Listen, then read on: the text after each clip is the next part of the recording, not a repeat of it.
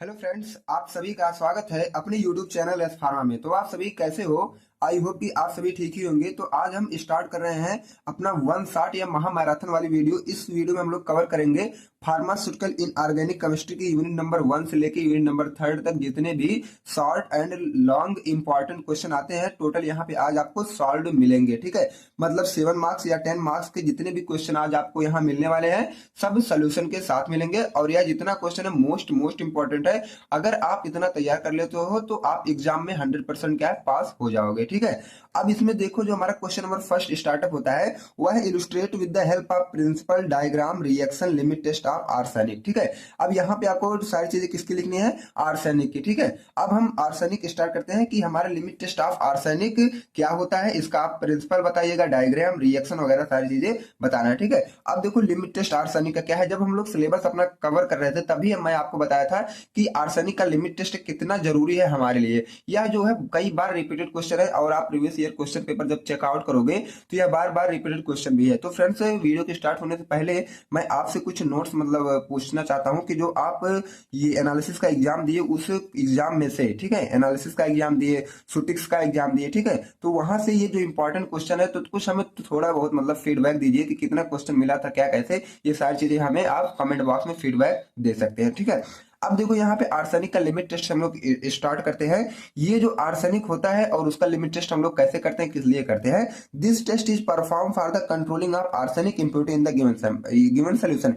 ये जो आर्सेनिक की हम लोग लिमिट टेस्ट करते हैं, ये क्यों करते हैं? जैसे कि किसी भी सोल्यूशन में जब आर्सेनिक की इम्प्योरिटी प्रेजेंट हो जाती है तो उनको कंट्रोल करने के लिए या तो उनको रिमूव करने के लिए या तो उनको आइडेंटिफाई करने के लिए हम लोग क्या करते हैं? लिमिट टेस्ट करते हैं। किसके लिए? आर्सेनिक के लिए, ठीक है। और क्यों करते हैं? इम्प्योरिटी को चेक करने के लिए। किसमें इम्प्योरिटी प्रेजेंट? हमारे सोल्यूशन में, ठीक। इतना डाउट आपका क्लियर हुआ होगा। अब ये आर्सेनिक क्या होता है, ठीक है।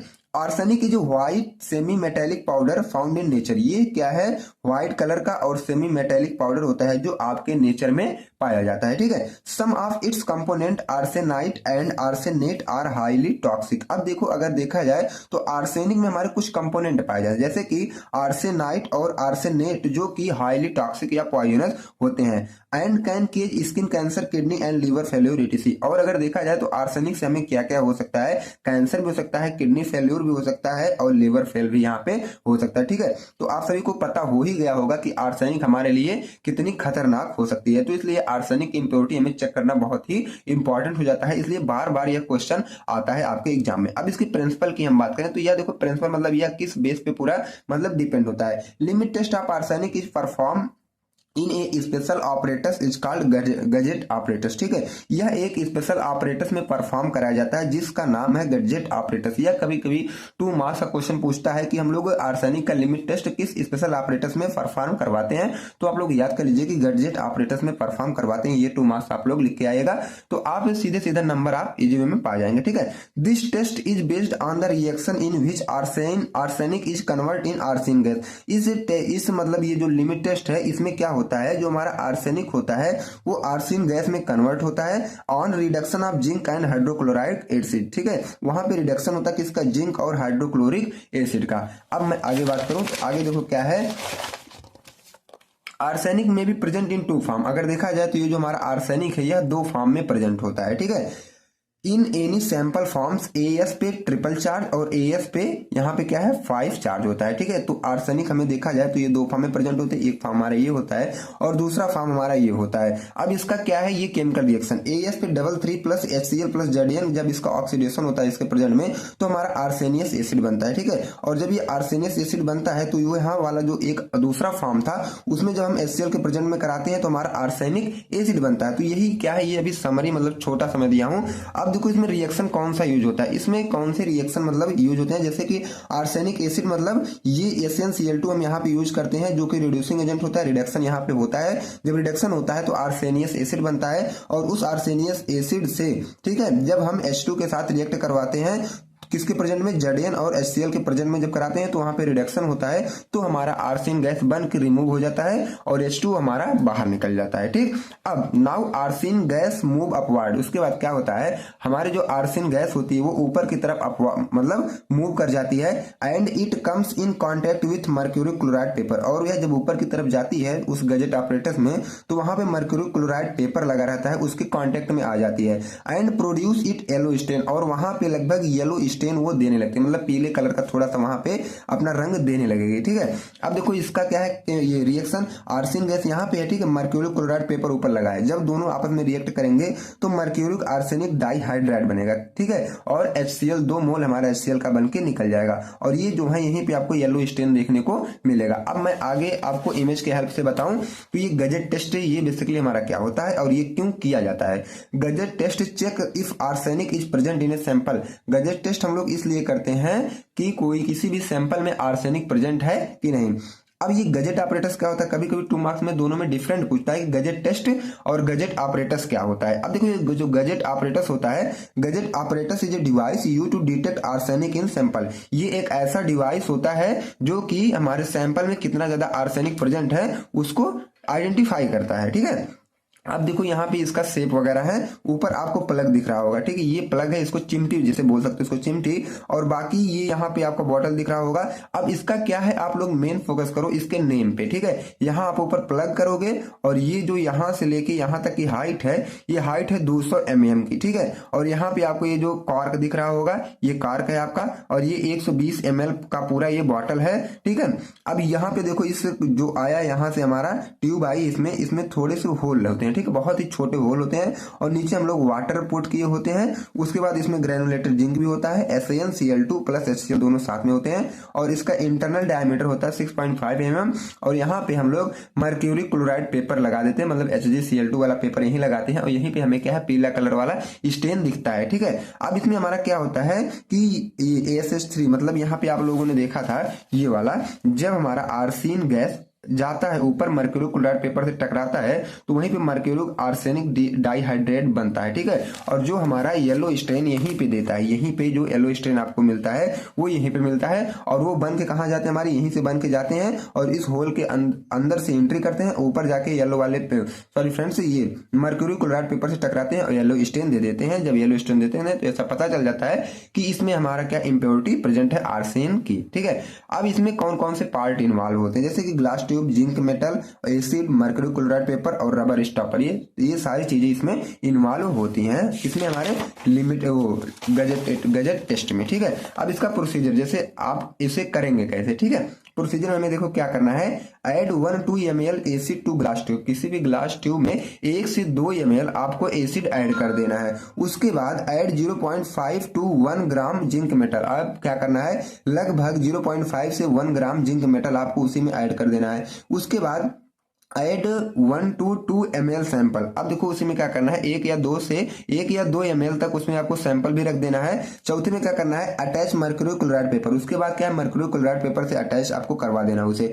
Stop tube with rubber stopper, और क्या करना है, रबर स्टॉपर से आपको वो जो ट्यूब है उसको स्टॉप कर देना है। वेट 10 to 15 मिनट, अब 10 से 15 मिनट का आपको वेट करना है। ऑब्जर्व पेपर फॉर स्टेन, अब जो आप वहां पे मर्क्यूरी क्लोराइड पेपर रखे थे, अब वहां पे ऑब्जर्व आपको करना है कि किस कलर का स्टेन आया है। तो इस तरह कुछ इसका प्रोसीजर होता है, बहुत ही शार्ट में है, अगर आप चाहोगे तो इसे बना के अपने वर्ड में भी लिख सकते हो। ठीक है, अब देखो प्रोसीजर तो पता हो गया, लेकिन अब हम इसे परफॉर्म कैसे करेंगे। ठीक है, सैंपल लेंगे, एसिड लेंगे और जिंक मेटल लेंगे, तब जाके हमारा बनता है आर्सेन गैस।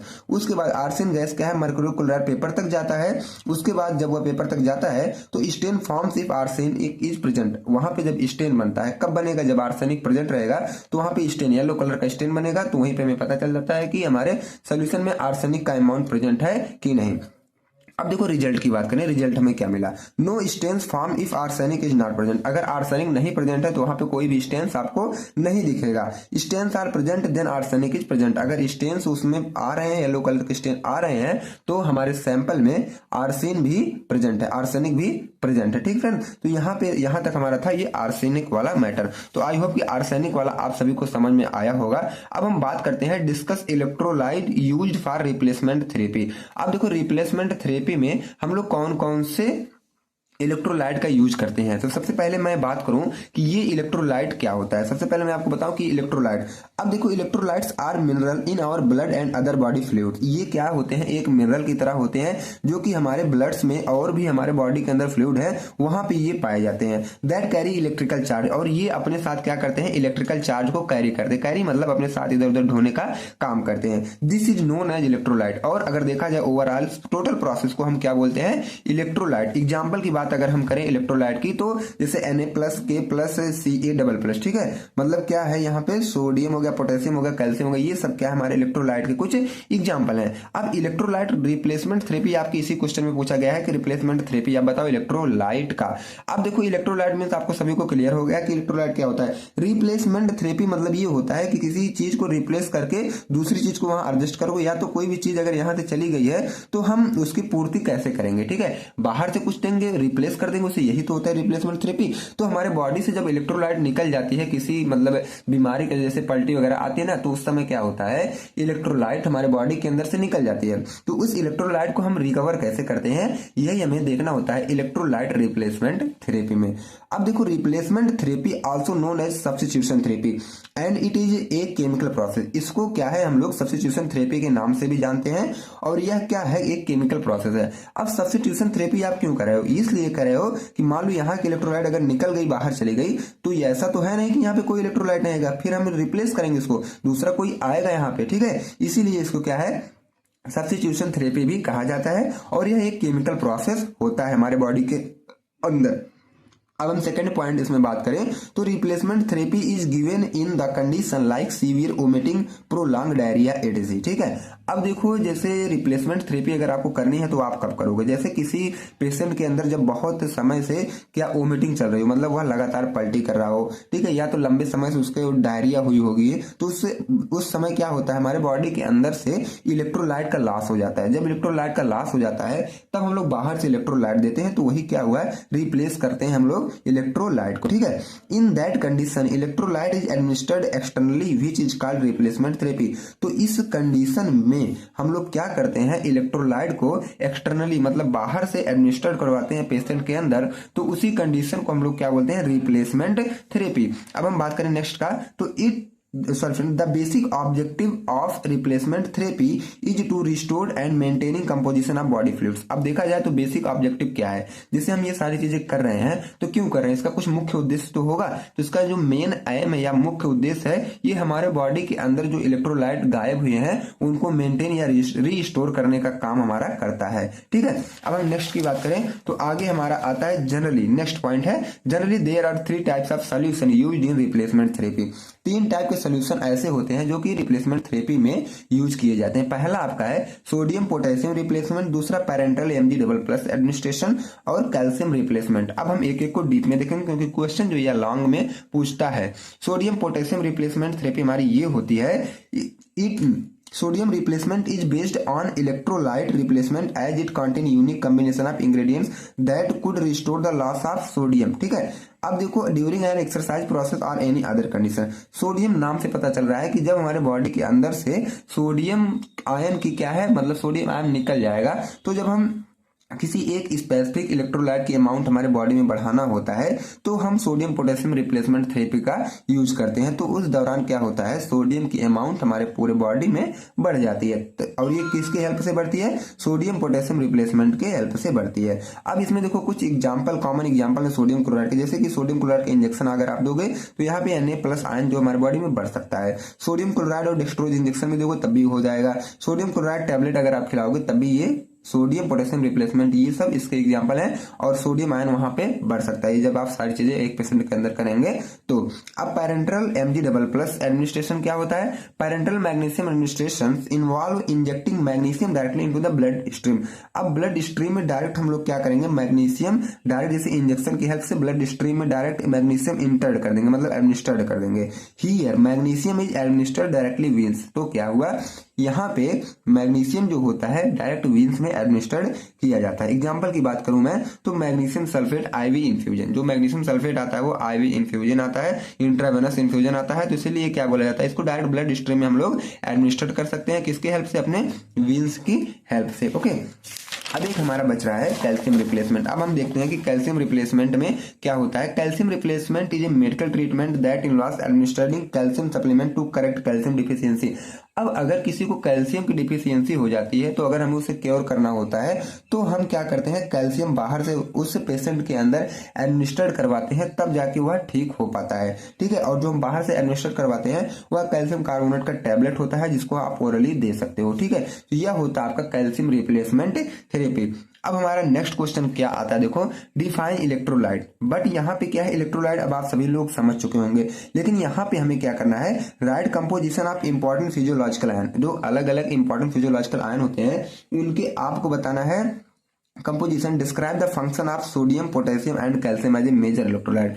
आपको मेन फोकस करना है सोडियम पोटेशियम और कैल्शियम जो कि मेजर इलेक्ट्रोलाइट होते हैं। ठीक है, अब हम इसको कवर करते हैं। तो इलेक्ट्रोलाइट तो सभी लोग समझ गए होंगे कि इलेक्ट्रोलाइट हमारा क्या होता है। ठीक है, अगर नहीं भी समझे हैं तो देख लो यहाँ पे, इलेक्ट्रोलाइट आर मिनरल्स। ये एक ऐसे मिनरल्स होते हैं हमारे ब्लड या अदर बॉडी फ्लूइड्स में दो की अपने साथ इलेक्ट्रिक चार्ज कैरी करते हैं। इसे हम बोलते हैं इलेक्ट्रोलाइट। एग्जाम्पल देखा जाए सोडियम है, पोटेशियम और कैल्शियम है। ठीक है, अब यहाँ पे जो आपको मेजर करना था, मेजर फोकस पोटेशियम, कैल्शियम और सोडियम पे। ठीक है, अब हम उस पर फोकस करते हैं। अब देखो यहाँ पे ये भी लिखा गया है function of major physiological ion. अब इसमें आपका आएगा बहुत सारे, लेकिन आपको मेन फोकस करना है सोडियम पे, पोटेशियम पे और कैल्शियम पे। अब देखो the body fluids are found in the form of solution of organic and inorganic solute. अब जो बॉडी फ्लूइड्स होते हैं ये एक सोल्यूशन के, ऑर्गेनिक सोल्यूशन के फॉर्म में पाए जाते हैं और या तो ऑर्गेनिक सॉल्यूट, इनऑर्गेनिक सॉल्यूट के फॉर्म में पाए जाते हैं। अब देखो these contain ion which called physiological ion, और ये जो अपने साथ आयन कंटेन करते हैं उन्हीं आयन को हम लोग क्या बोलते हैं, फिजियोलॉजिकल आयन। अब देखो for maintain homeostasis all the cells of body try to maintain concentration of body. अब देखो होम्योस्टेसिस मेंटेन करने के लिए जितने भी सेल्स हमारे बॉडी में प्रेजेंट होती है वह क्या है, कंसंट्रेशन अपना मेंटेन करना चाहती हैं। तो following are the major physiological ion. तो ये क्या है, कुछ मेजर फिजियोलॉजिकल आयन है जो कि आपको इस क्वेश्चन में मेन फोकस करना है, सोडियम पे, पोटेशियम पे और कैल्शियम पे। अब हम एक एक को बताएंगे आपको कि यह सोडियम का क्या होता है।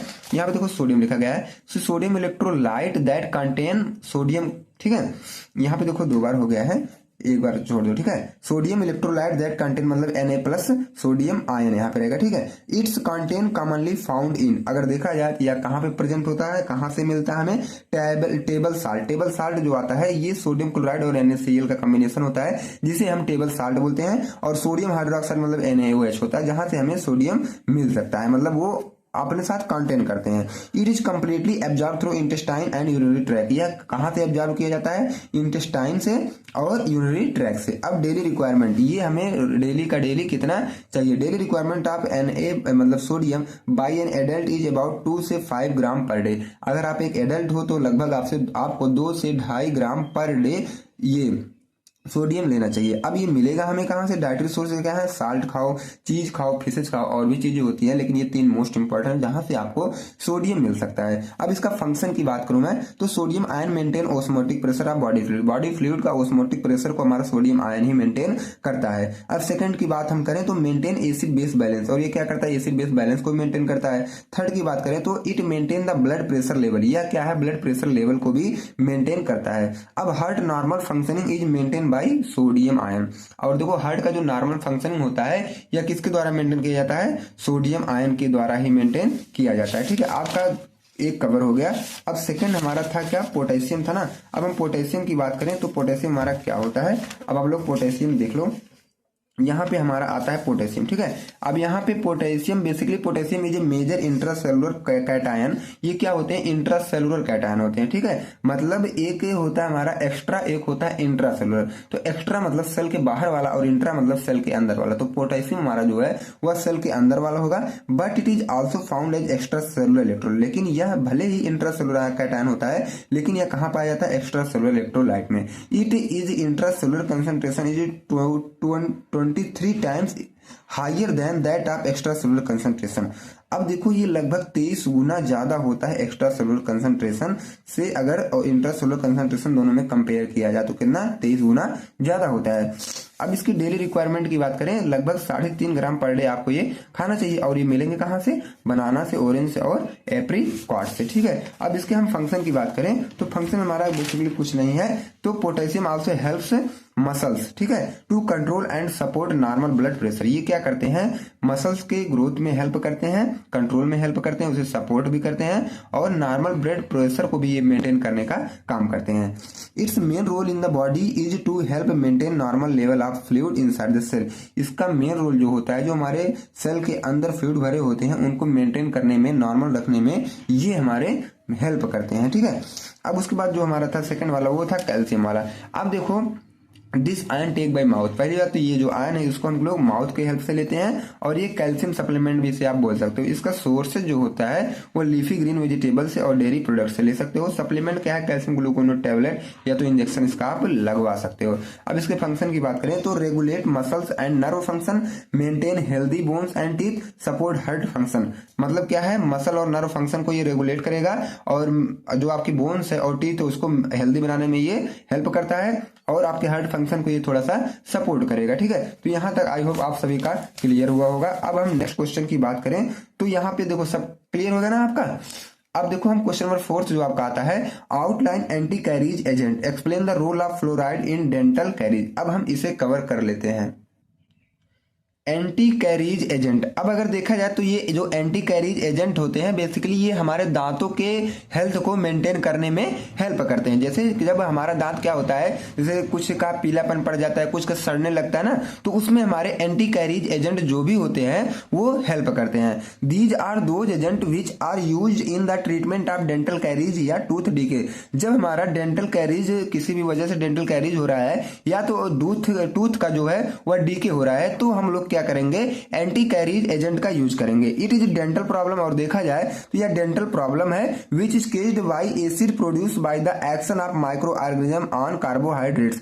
अब देखो क्या है, जब हम लोग क्या है कार्बोहाइड्रेट्स की मतलब इंसर्ट कराते हैं अपने बॉडी में, जैसे कुछ खाते हैं तो कार्बोहाइड्रेट्स निकलता है, तो वहां पे क्या एक हमारी जो होती है ना, जैसे इंसेक्ट कीड़े लग जाते हैं हमारे दांतों में, तो कीड़े जब लगते हैं तो वो माइक्रो ऑर्गेनिज्म निकलते हैं और वही अपना एक्शन लेते हैं हमारे दांतों में, तो धीरे धीरे करके हमारे दांतों का ये टूथ डीके कर देते हैं, तो उन्हें हम बोलते हैं एंटी कैरीज एजेंट। और एंटी कैरीज टूथ डीके हमारा यही होता है, डेंटल प्रॉब्लम होता है जो कि धीरे धीरे हमारे दांतों का एंडिंग होने लगता है, उन्हें हम बोलते हैं टूथ डीके। अब देखो इसमें आपको यहां बताना है कि role of fluoride dental caries. Dental caries में हमको बताना है कि रोल ऑफ फ्लोराइड क्या होता है। ठीक है, बाकी ये एंटी कैरीज जो एजेंट है ये आपका क्लियर हो गया। अब रोल ऑफ फ्लोराइड का देखो, fluoride are the main substances which used as anti caries agent and other are chlorhexidine. ठीक है, अब देखो क्या है, यहां पे क्या करना है कि जो आपको बताना है कि ये इसका रोल क्या है। ठीक है, फ्लोराइड का मेन रोल क्या है डेंटल कैरीज को ट्रीटमेंट में। अब हम देखते हैं इसका मेन रोल।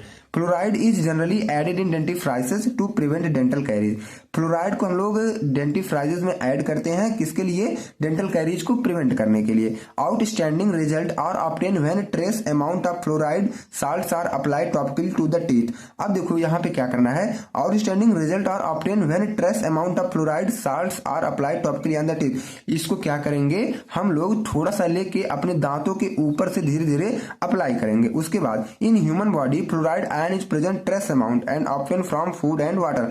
अगर देखा जाए तो जो फ्लोराइड आयन होता है हमारे बॉडी के अंदर बहुत ही कम मात्रा में प्रेजेंट होता है और यह मिलता हमें कहां से है, फूड और वाटर से। ठीक है, अब हम नेक्स्ट की बात करें तो अब ये मिलता देखो कहां है, फूड वाटर, तो समझ गए आप। The lake of fluoride ion in water leave dental problem. अब देखो क्या है, lake of fluoride ion in water leave dental problem. अब देखो कभी कभी ऐसा होता है जैसे कि आप पानी पी रहे हो तो आपके दांतों में, सभी लोग बोलते हैं कि ये पानी हमारे दांतों में लग रहा है, तो दांतों में पानी लगने का सेंस यही होता है कि फ्लोराइड आयन की जब कमी हो जाती है तो ये सब होता है। ठीक है, this process is adding fluoride to the municipal water supply is term as fluoridation. अब क्या है, उस कंडीशन में हम लोग क्या करेंगे कि जो हमारा वाटर है उसमें ज्यादा से ज्यादा फ्लोराइड ऐड कर देंगे, तो इस ऐड करने वाली प्रोसेस को आप फ्लोरिडेशन भी बोल सकते हो। The fluoride deposit on the surface of teeth required to prevent dental caries. और ये जो फ्लोराइड होते हैं वो हमारे टीथ के सरफेस पे जाके सेट हो जाएंगे जिससे हमारी डेंटल कैरीज रुक सकती है। अब इनके हम मैकेनिज्म ऑफ एक्शन भी देख लेते हैं। मैकेनिज्म ऑफ एक्शन क्या है, fluoride either work by reducing the ability of bacteria to make acid. अब ये देखो क्या, fluoride either work by reducing the ability of bacteria to make acid. जो बैक्टीरिया हमारी एसिड बना रही थी उनकी एबिलिटी को ये फ्लोराइड क्या करेगा, कम कर देगा। जब उनकी एबिलिटी को कम कर देगा तो वहां पे जो बैक्टीरिया एसिड बना रही थी वो नहीं बना पाएंगे।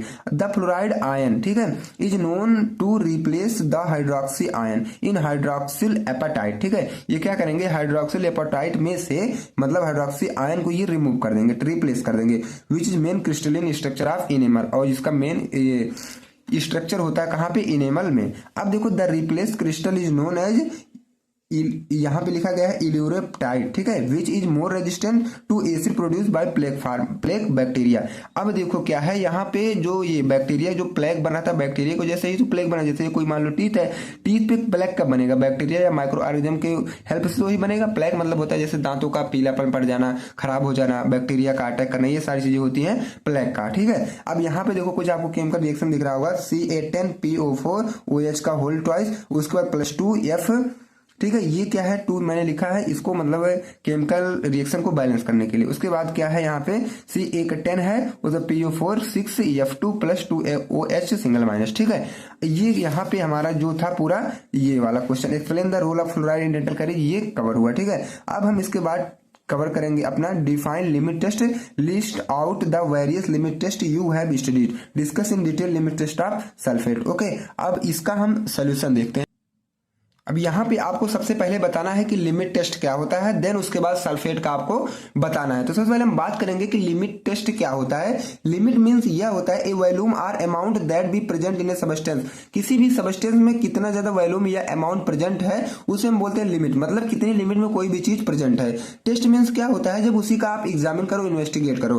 Test means to examine or to a investigate, मतलब अब यहाँ पे इंप्योरिटी की बात हम लोग कर रहे हैं, तो इंप्योरिटी कितनी प्रेजेंट है, कितने वॉल्यूम या कितने अमाउंट में प्रेजेंट है, जब उसकी हम लोग क्या करेंगे, एग्जामिन या इन्वेस्टिगेट करेंगे, तो दोनों चीजों को कॉम्बिनेशन करेंगे तो क्या हो जाएगा हमारा लिमिट टेस्ट। ठीक है, अब देखो एक लिमिट टेस्ट की वो डिफिनेशन है अलग से कि limit test is defined as a quantitative और semi quantitative test design to identify and control small quantity of impurity which is likely to be present in the substance.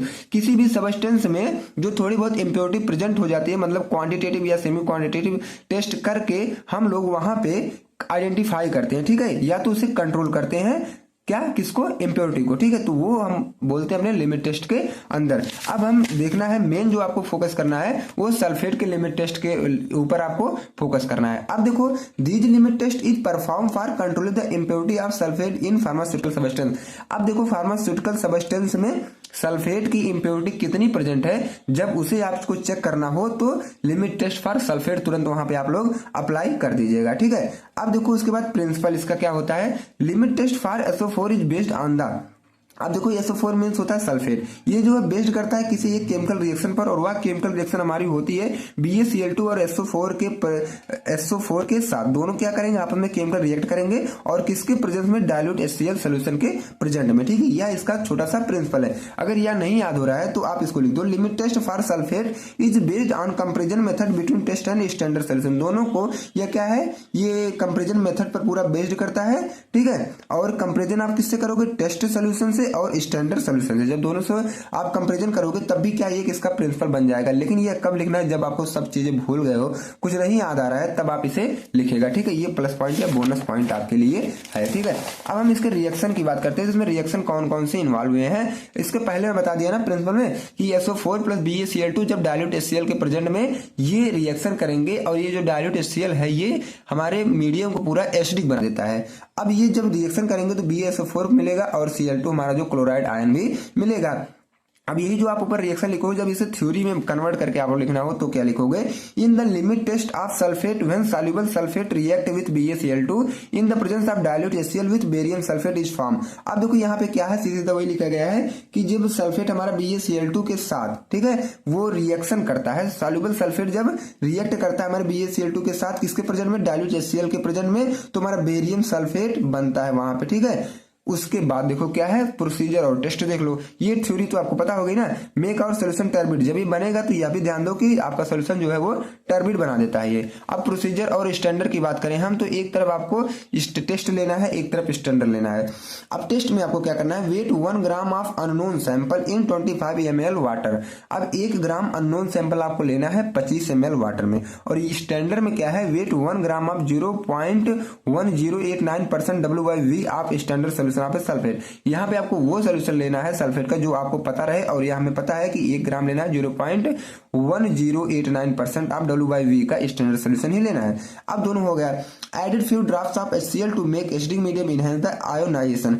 कुछ drop आपको क्या है, HCl को ऐड कर देना है जिससे कि आपका जो मीडियम वह एसिडिक बन सके, और जब एसिडिक बन जाएगा तो वहां पे आपका आयोनाइजेशन थोड़ा सा बढ़ जाएगा। ठीक है, वही सारी चीज यहाँ पर भी करना है। उसके बाद थर्ड में क्या है, 1 से 2 ml आप BaCl2 एडेड, इसमें क्या करना है, लगभग 1 से 2 ml BaCl2 ऐड कर देना है। उसके बाद फिर वही कंडीशन यहाँ पर भी करना है, make volume 50 ml with water. उसके बाद क्या करना है, 50 ml तक आपको वॉल्यूम कर लेना है पानी को ऐड करके। ठीक है, अलाउ स्टैंड फॉर 5 मिनट। उसके बाद अपने स्टैंड पे इसे 5 मिनट तक रख देना। दोनों चीजें मैं बता रहा हूँ साथ में। ठीक है, अब देखो जब आप 5 मिनट तक रखोगे तब जाके जब ऑब्जर्वेशन वहां पे आप करोगे या तो उसका रिजल्ट चेक करोगे, तो रिजल्ट में आपको क्या देखोगे, if turbidity produce in the solution is more than it standard turbidity. अब देखो क्या है, जो आपके सोल्यूशन की टर्बिडिटी आती है वह स्टैंडर्ड से ज्यादा आ रही है, तो देन द सबस्टेंस फेल। तो क्या वहां पे इस टेस्ट में आपका सबस्टेंस जो है वह फेल हो जाएगा। अगर उससे कम आ रही है तो वह टेस्ट जो है। फ्रेंड्स, इसके बाद जो हमारा नेक्स्ट क्वेश्चन आता है, discuss in detail about arsenic limit test along with operators used in arsenic limit test.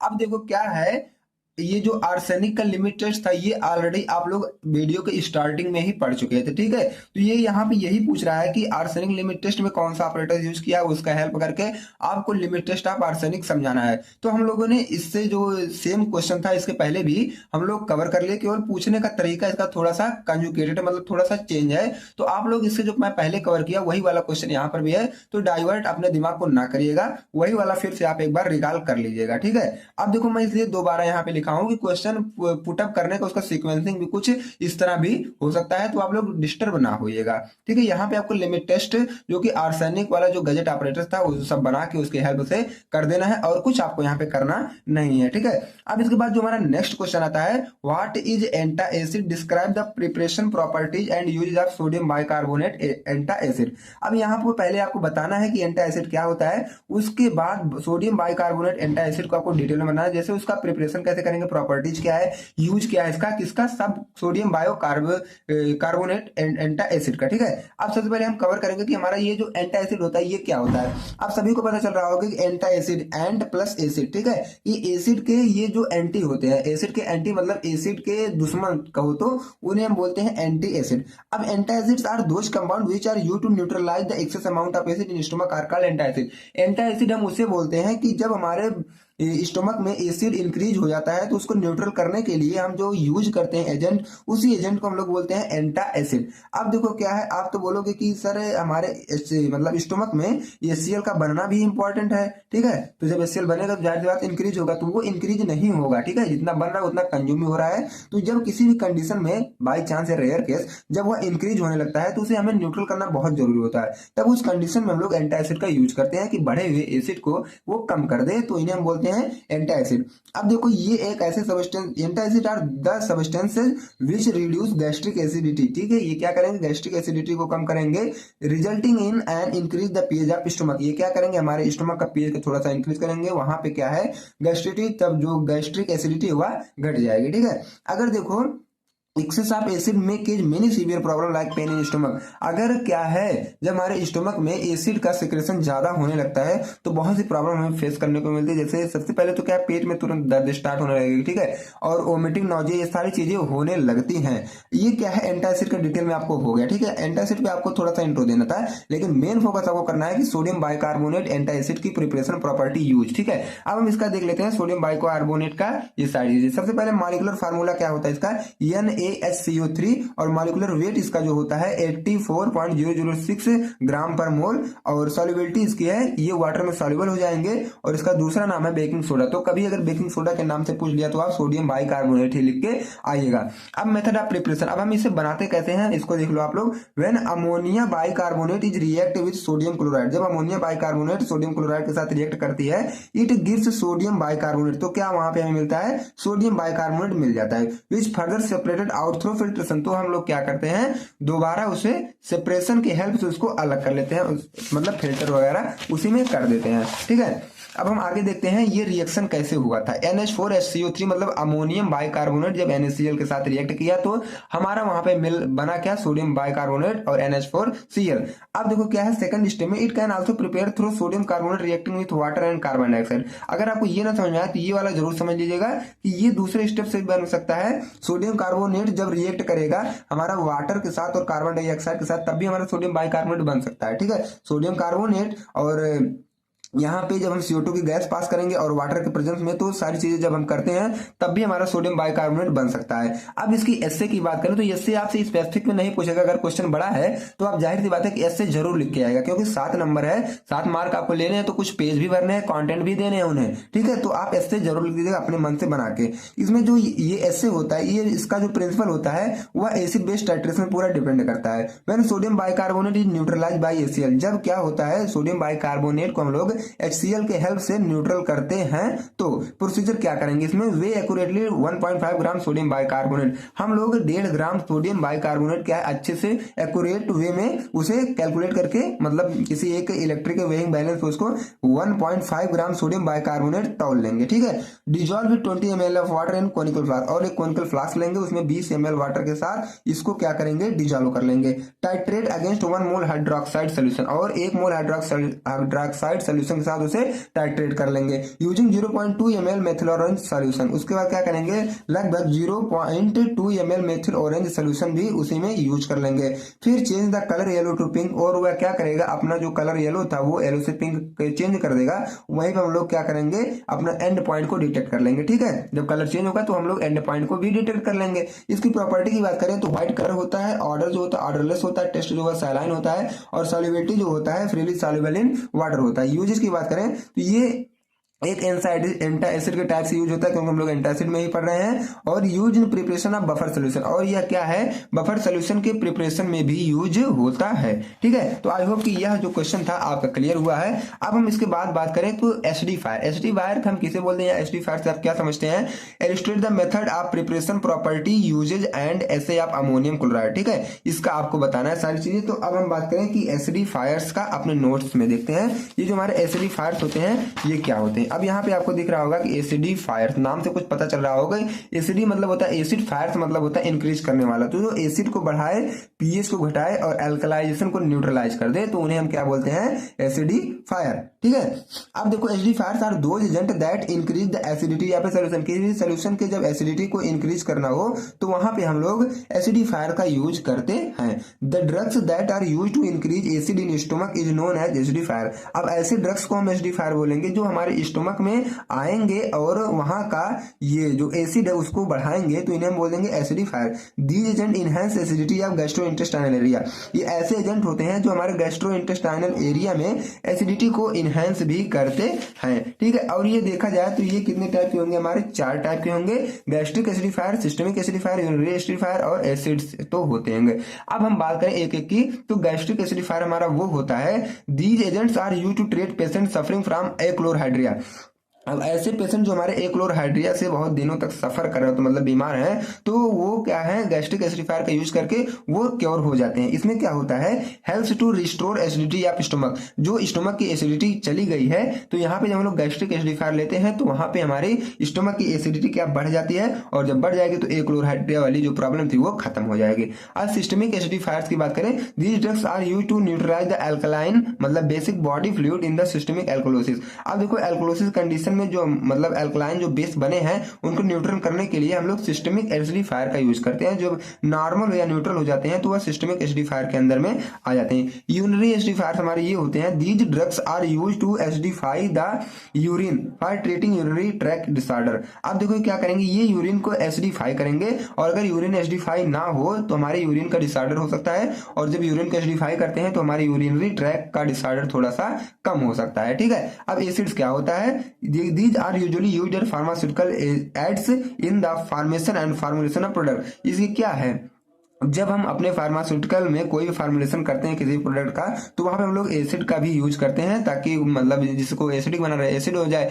ठीक है, तो एसिड वगैरह को मेंटेन करने के लिए हम लोग एसिड का यूज करते हैं। अब आगे आपको ध्यान देना था किस पे, यहाँ पे क्वेश्चन में पूछा गया था आपको कि इस पे आप बताओ, यहाँ पे लिखा गया ना कि अमोनियम क्लोराइड। ठीक है, तो अब हम अमोनियम क्लोराइड को पूरा डीप में देखेंगे। अमोनियम क्लोराइड का जो मॉलिक्यूलर फार्मूला होता है ये NH4Cl होता है और वेट इसका जो होता है 53.50 ग्राम पर मोल होता है। मेथड ऑफ प्रिपरेशन की बात करें तो it is obtained when ammonia gas is reacts with hydrochloric acid. जब यहाँ पे अमोनिया गैस हाइड्रोक्लोरिक एसिड के साथ रिएक्ट करता है which further dry by evaporation, उसके बाद उसको हम लोग क्या इवापोरेशन की हेल्प से ड्राई कर लेते हैं। ठीक है, Na3+Cl तो क्या हमारा बनता है अमोनियम क्लोराइड। अब देखो क्या उसके बाद इसको हमें ड्राई भी करना होता है इवापोरेशन की हेल्प से, ये करना आप ना भूलेगा, नहीं तो अमोनियम क्लोराइड आपका बनेगा नहीं। अब इसकी प्रॉपर्टी की बात करें तो ये जो होता है व्हाइट या कलरलेस क्रिस्टलाइन पाउडर होता है और स्लाइटली स्वीट होता है इसका, और हाईली सॉल्युबल इन वाटर होता है। बॉइलिंग पॉइंट इसका 337.6 सेंटीग्रेड होता है। अब देखो व्हाइट या कलरलेस क्रिस्टलाइन पाउडर मतलब छोटे छोटे पाउडर होंगे ये और स्लाइटली स्वीट होंगे और वाटर में बहुत तेजी से ये सॉल्युबल हो जाएंगे, और उनका जो ये बॉइलिंग पॉइंट होता है 337.6 डिग्री सेंटीग्रेड होता है। अब इसकी जो केमिकल रिएक्शन की बात करें, क्योंकि ये आपको डीप में लिखना है तो केमिकल रिएक्शन इसमें देख लो। Ammonium chloride ion hydrolysis give ammonium hydroxide. जब इसका हाइड्रोलिसिस होता है तो ये अमोनियम हाइड्रोक्साइड आयन देता है, जैसे NH4Cl+2H2O तो NH4OH+H2O+Cl-। ठीक है, ऑन डिकम्पोजिशन जब इसका डिकम्पोजिशन होने लगता है तो ये अमोनिया गैस देता है। ठीक है, NH4Cl+NH3+HCl। ठीक है, तो आई होप आपका इतना क्लियर हुआ होगा।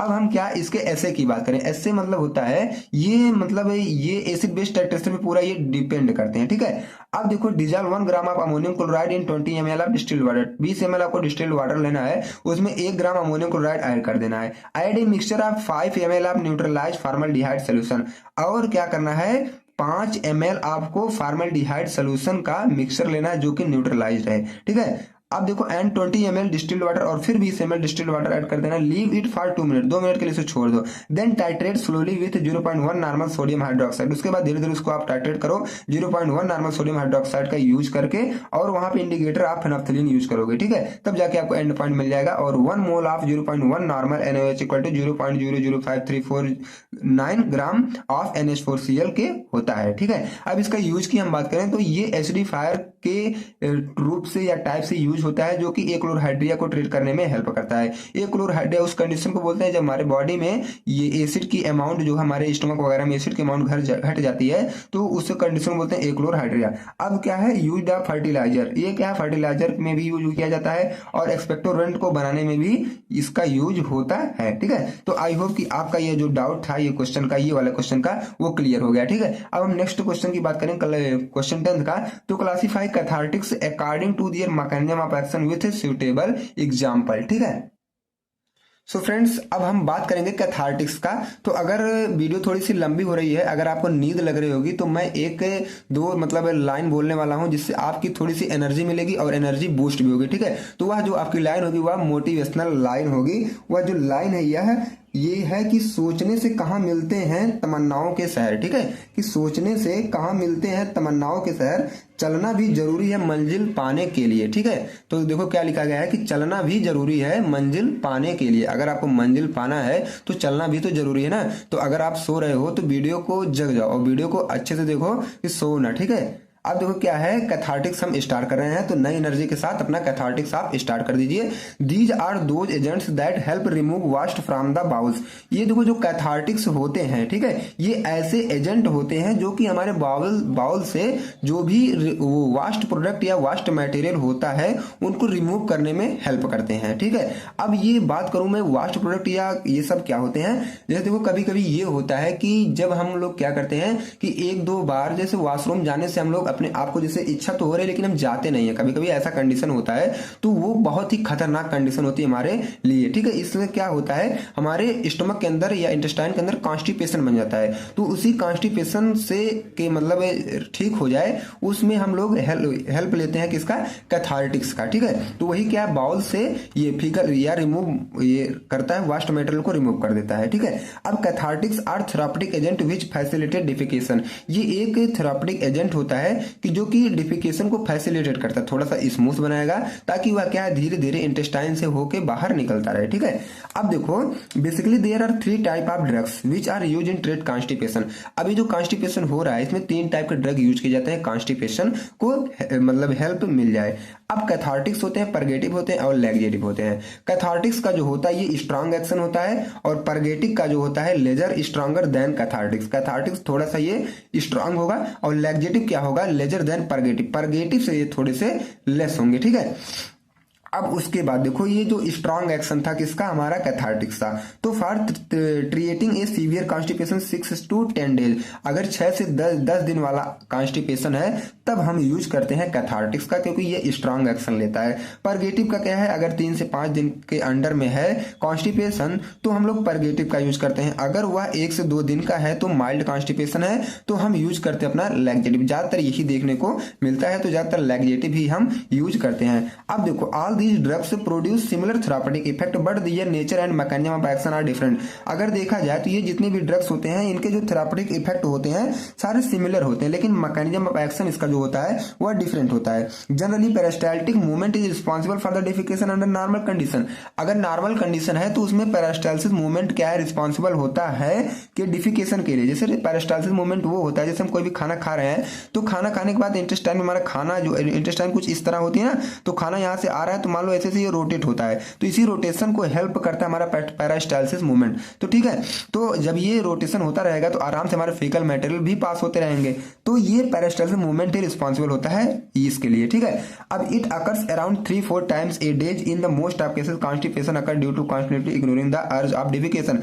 अब देखो क्या है, ये लगभग एक दिन में 3 से 4 बार तो देखा जाता है, लेकिन अगर जब कॉन्स्टिपेशन की कंडीशन आती है तो ये कब आती है, जब आप लोग जो भी डिफिकेशन की इच्छा आपको हो रही है अगर आप उससे क्या कर रहे हो, लगातार अवॉइड कर रहे हो, तब भी क्या इग्नोर कर रहे हो, तभी ये होता है कॉन्स्टिपेशन, ठीक है। अब हम आगे की बात करें, बट इट अकर्स। देखो जैसे ये तो हो गया, लेकिन अगर but it occurs to weak intestine, जैसे अगर यह आपको नहीं है, ठीक है, आप जब भी वॉशरूम जाने की आपको इच्छा हो रही है आप चले जा रहे हो, लेकिन तब भी आपको कॉन्स्टिपेशन हो रही है, तो यह होता है वीक इंटेस्टाइन की वजह से। अब ये कॉन्स्टिपेशन क्या होता है, द फीकल मटेरियल मतलब vast material become dry and hard in constipation. जो हमारे फीकल मटेरियल होते हैं ये ड्राई हो जाते, थोड़े से सूखे हो जाते हैं और बहुत ही हार्ड हो जाते हैं कॉन्स्टिपेशन के अंदर में, तो हमारे इंटेस्टाइन में जाके थोड़ा सा ये कॉम्प्लेक्स स्ट्रक्चर भी बना लेते हैं, ठीक है। अब इसमें आपको बताना था, इस क्वेश्चन में आपको मैकेनिज्म भी बताना था, ठीक है। तो मैकेनिज्म में ये क्लासिफिकेशन हम लोग कैथार्टिक्स का कर रहे हैं तो मैकेनिज्म के ही बेस पे कर रहे हैं, ठीक है। तो अगर क्लासिफिकेशन आए या तो मैकेनिज्म आए या 2 क्वेश्चन लेके चलता है, तो क्लासिफिकेशन पूछेगा तब भी आप लिख के आएगा, मैकेनिज्म पूछेगा तो तब भी आप इसे लिख सकते हैं, ठीक है। तो ये देखो स्टिमुलेंट है, बल्क परगेटिव है, लुब्रिकेंट्स और सैलाइन कैथार्टिक्स है।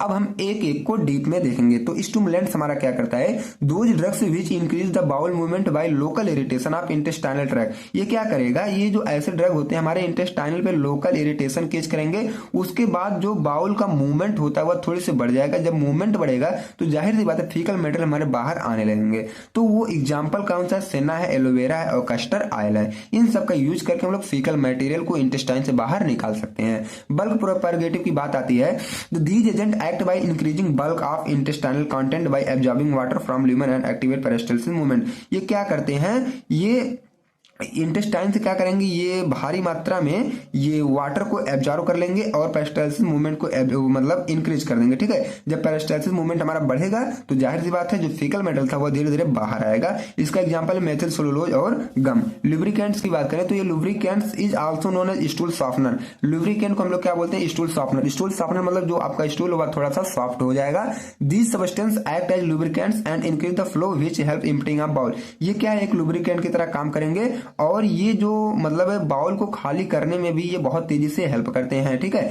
जैसे कि लिक्विड पैराफिन और ग्लिसरीन है, ये सब आपके आते हैं लुब्रिकेंट्स में। अब सैलाइन कैथार्टिक्स की बात करें तो they are mostly inorganic compound which are partially absorb in intestine. ये क्या है, ये भी क्या इनऑर्गेनिक कंपाउंड है जो कि पार्शियली हमारे इंटेस्टाइन में एब्जॉर्ब हो जाते हैं। They increase osmotic load of intestine, ये क्या है इंटेस्टाइन के ऑस्मोटिक लोड को जब बढ़ा देंगे, ठीक है, और जाहिर सी बात जब बढ़ाएंगे तो वहां पे पेरिस्टल्सिक मूवमेंट भी बढ़ेगा। और इसका एग्जांपल है कैल्शियम साल्ट और मैग्नीशियम। अगर आपसे कोई एजेंट पूछ लिया तो आप 2-3 एजेंट का भी नाम याद करो, जैसे मैग्नीशियम सल्फेट है, सोडियम ऑर्थोफॉस्फेट है, काउलिन और बेंटोनाइट। कभी कभी 2 मार्क्स का पूछता है कि कैथार्टिक्स के 2 एजेंट बताओ, तो इसी में से आप 2 कोई लिख दीजिएगा, ठीक है। अब इसके बाद जो हमारा नेक्स्ट क्वेश्चन आता है वह है right the property, storage, condition and usages of potassium permanganate and boric acid. यहाँ पे पोटेशियम परमैंगनेट और बोरिक एसिड का 2 आपको बताना है क्या प्रॉपर्टीज, स्टोरेज कंडीशन और यूज, ठीक है, 2 चीज का आपको बताना है, ठीक है। तो अब हम इसे भी देख लेते हैं।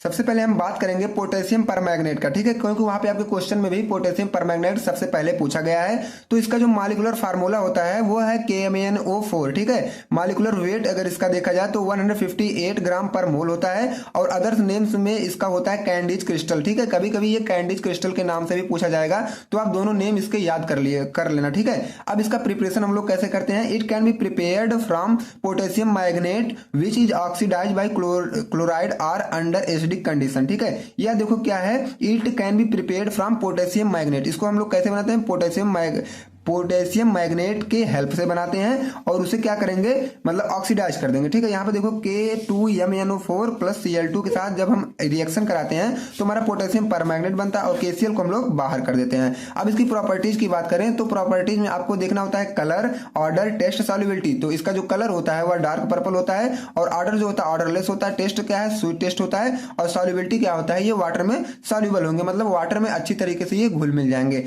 अब मेडिसिनल यूज की हम बात करें तो it is used as in anti microbial agent. इसका क्या है एंटी माइक्रोबियल एजेंट में हम लोग यूज करते हैं। इट्स लो कंसंट्रेशन, इसका देखा जाए it's low concentration, it is used for cleaning wounds.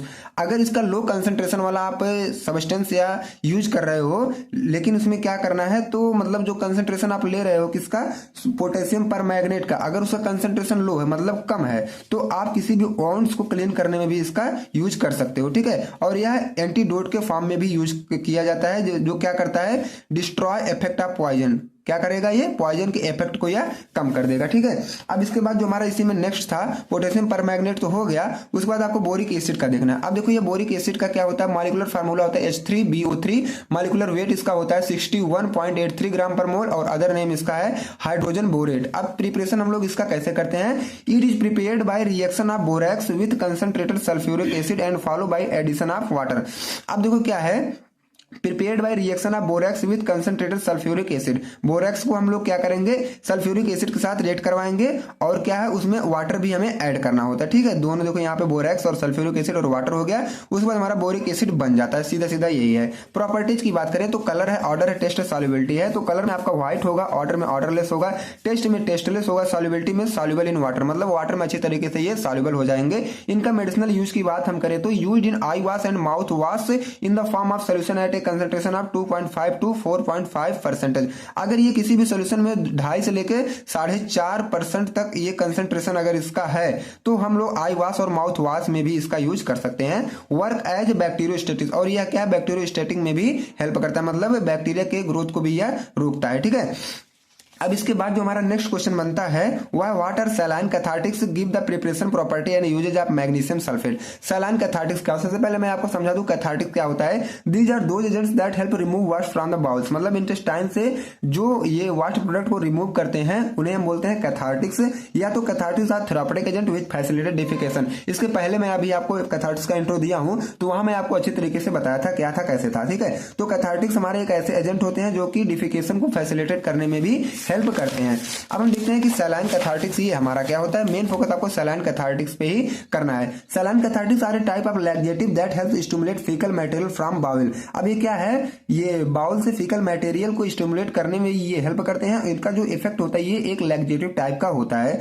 Relieve constipation are called saline cathartics. और ये जब इंटेस्टाइन से फीकल मेटेरियल को बाहर करेंगे उसके बाद कॉन्स्टिपेशन से हमें रिलीफ मिलता है तो इसको हम बोलते हैं सैलाइन कैथार्टिक्स, ठीक है। They are mostly inorganic compound which are partially absorb in intestine. और ये क्या होते हैं, एक देखा जाए तो ये मोस्टली इनऑर्गेनिक कंपाउंड होते हैं जो पार्शियली हमारे इंटेस्टाइन में एब्जॉर्ब होकर तब अपना एक्शन शो करते हैं। They also increase peristaltic movement, ये क्या करेंगे पैरास्टाल्टिक मूवमेंट को भी बढ़ा देते हैं। जब पैरास्टाल्टिक मूवमेंट बनेगा तो जो उसमें फीकल मेटल प्रेजेंट हैं वो धीरे से बाहर निकल जाएंगे। ठीक है, एग्जांपल की बात करें तो कैल्शियम साल्ट और मैग्नीशियम भी यूज होता है हमारे सलाइन कैथार्टिक्स में। अब इसमें पूछा गया है मैग्नीशियम सल्फेट को डिटेल में, तो हम लोग मैग्नीशियम सल्फेट को डिटेल में देखते हैं। मैग्नीशियम सल्फेट को आप एप्सम साल्ट भी बोल सकते हो, जिसका केमिकल फार्मूला है MgSO4 × 7H2O और मॉलिक्यूलर वेट इसका है 246.47 ग्राम पर मोल। और मेथड ऑफ प्रिपरेशन, इसको हम लोग 2-3 मेथड से बना सकते हैं। तो पहला मेथड इसका बनाने का जो है, MgSO4 can be obtain bye reacting dilute sulphuric acid H2SO4 with magnesium carbonate. H2SO4 को क्या करोगे आप, मैग्नीशियम कार्बोनेट के साथ जब रिएक्ट कराओगे तब आप MgSO4 पा सकते हो। ठीक है, H2 मिलेगा, CO2 मिलेगा, लेकिन मेन आपको MgSO4 पे फोकस करना है। पहला तो ये हो गया। अब दूसरा देखो क्या है कि MgSO4 can be also obtain bye reaction of MgO with sulphuric acid. अब देखो क्या है, सल्फ्यूरिक एसिड के साथ जब आप MgO को रिएक्ट करवाओगे तब भी आप MgSO4 पा सकते हो, और वाटर को बाहर करो, बाकी मेन फोकस आप इस पे करो, यही हमें लेना है। ठीक है, तो बन गया 2 मेथड से, 2 आपको इजी लगे वही आप याद कर लो। प्रॉपर्टीज की बात करें तो इसका जो कलर होता है वह व्हाइट होता है, ऑर्डर जो होता है ऑर्डरलेस होता है, टेस्ट जो होता है वह थोड़ा सा खारा होता है, मीन सैलाइन होता है। सॉल्युबिलिटी क्या होती है, वाटर में अच्छी तरीके से सॉल्युबल हो जाते हैं। मेडिसिनल यूज की अगर हम इसके बात करें तो it is used as purgative. इसको हम लोग क्या परगेटिव के यूज, मतलब परगेटिव की तरह इसको यूज कर सकते हैं। It is also use in treatment of inflammation in gall bladder. जब गॉल ब्लेडर में इन्फ्लामेशन होता है तब भी हम इसका यूज कर सकते हैं उसको ट्रीटमेंट में। ठीक है, it also have mild anti acid property.